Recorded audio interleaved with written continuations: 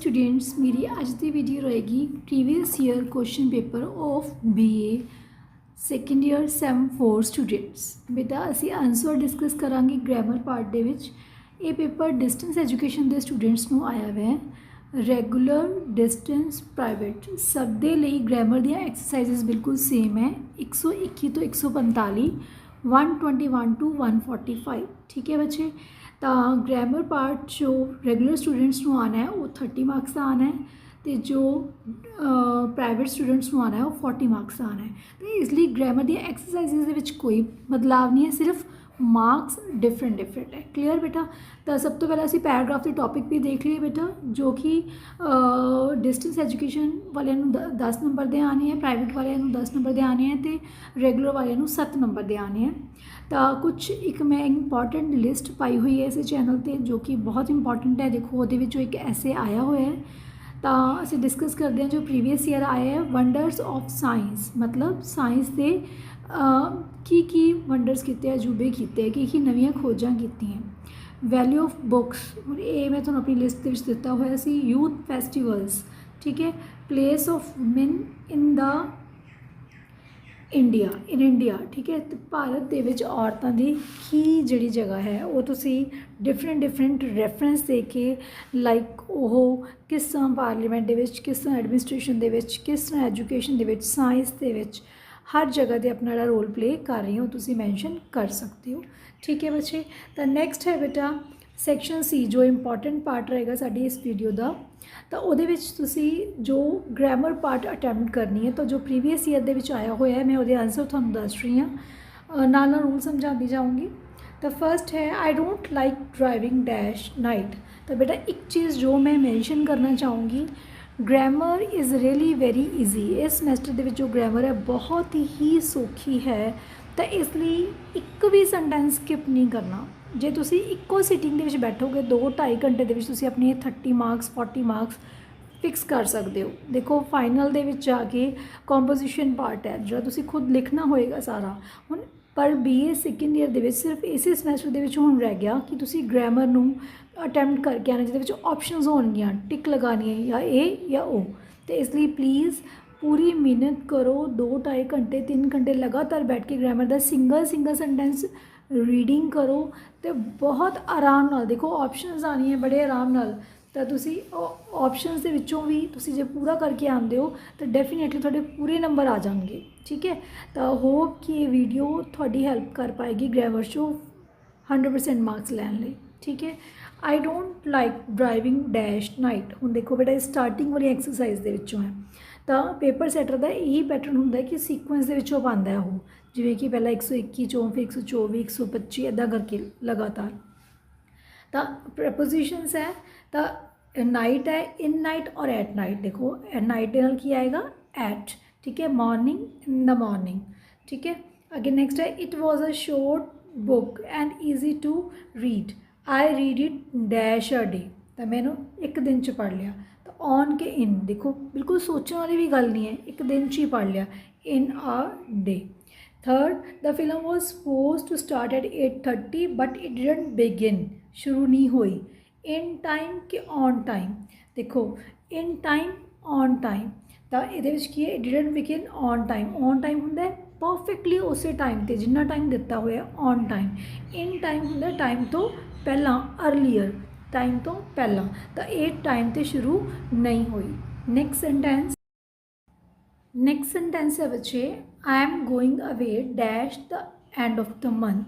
ठीक है बेटा, देखो दो ही ऑप्शंस है, एक पर नहीं है। चाहे तुसी तैयारी नहीं भी करके गए पर तुसी आंसर ज़रूर अटैम्प्ट करके आना है, बिकॉज ये आंसर अटैम्प्ट नहीं किया तो 0 नंबर है, बट अटैम्प्ट कर दिता तो प्रोबेबिलिटी है कि वो ठीक होएगा, 50% चांसेस है। तो ठीक है, कोई भी सेंटेंस छड्ड के नहीं आना। तो it's at the end of the this month. Is there anything interesting dash the paper, in the paper, at the paper और on the paper. It's in the paper, की पेपर च कुछ भी इंटरेस्टिंग हैगा। 3 people were taken dash hospital, जो असी कोई location दसनी है, टेकन टू द हॉस्पिटल। ठीक है, the Amazon flows dash the Atlantic ocean. देखो फ्लोज वर्ड है, मतलब मूवमेंट है एक जगह तो दूसरी जगह, कम ਇੱਕ ਕਮ ਇਨਟੂ ਦ ਰੂਮ, ਇੱਕ ਜਗ੍ਹਾ ਤੋਂ ਦੂਸਰੀ ਜਗ੍ਹਾ, ਜਿੱਥੇ ਮੂਵਮੈਂਟ ਹੈ ਉੱਥੇ ਅਸੀਂ ਕੀ ਲਗਾਵਾਂਗੇ ਇਨਟੂ, ਉੱਥੇ ਇਨ ਨਹੀਂ ਲਗਾਵਾਂਗੇ। ਰਿਵਰ ਦੇ ਅੰਦਰ ਚਲਾ ਗਿਆ, ਕਮਰੇ ਦੇ ਅੰਦਰ ਚਲਾ ਗਿਆ, ਸਮੁੰਦਰ ਦੇ ਅੰਦਰ ਚਲਾ ਗਿਆ, ਤਾਂ ਉੱਤੇ ਵਿੱਚ ਇਨਟੂ ਆਏਗਾ, ਇਨ ਨਹੀਂ ਆਏਗਾ। I saw Jane this morning. She was dash the bus. She was on the bus. I didn't feel like walking home, so I came home dash a taxi. In a taxi, मैं taxi च आया। Next है I don't like traveling on bus. The instructions ध्यान नाल पढ़नी है। करना की है, make the correction in the sentence. Sentence गलत है, इन्हू ठीक करना है। I don't like traveling on bus. I don't like traveling by bus. ठीक है, ऑन बस नहीं आएगा, बाय बस।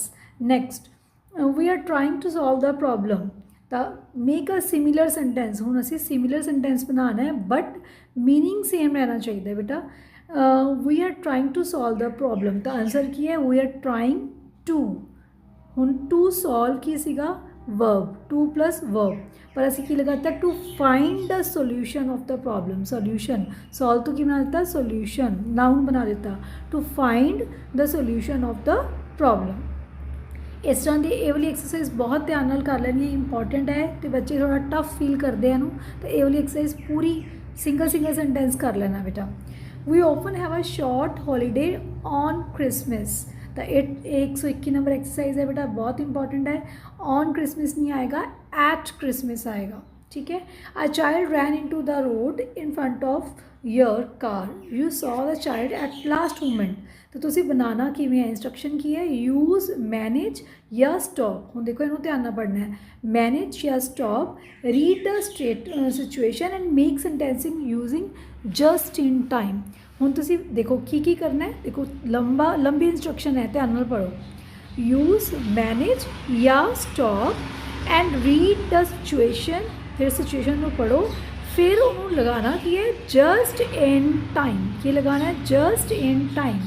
आई वॉज मैनेज, हूँ पहले तो देखो a child ran into the road, ran है तो मतलब पास्ट टेंस है, सेकेंड फॉर्म लगी हुई है तो मतलब पास्ट टेंस है, तब असी पास्ट च बनावांगे। I was managed to stop the car just in time. I was managed, तो मैनेज किया, ठीक है, to stop the car just in time. Everything has got so expensive, prices have, उन्हें हैव लग्या होया तो डेफिनेटली हैव नाल असीं की लगाना, यूज़ फ्रेजल वर्ब। लास्ट वाली एक्सरसाइज है बेटा ये 127 तो अगे जिन्नी एक्सरसाइज, सॉरी 137 तो जी एक्सरसाइज है 137 टू 145, ये सारिया फ्रेजल वर्ब है तो बहुत ही इंपॉर्टेंट है। फ्रेजल वर्ब चो बेटा आना ही आना है पेपर। तो use phrasal verb fell down और गॉन अप, तो की आएगा have gone up, have gone up. You are walking too fast, I can't keep dash you. Phrasal verb, keep up with you, keep up with you. Next है बेटा, I have got something in my eye and I can't dash। तो sentence complete करना है phrasal verb use करके, gate ते it, gate and it. हुण ये ध्यान नाल पढ़ना है, पेपर दे विच तुसीं की करदे हो, गेट लगा आंदे हो, इट रहन दिंदे हो, या इट लगा आंदे हो, गेट रहन दिंदे हो, तो ध्यान नाल।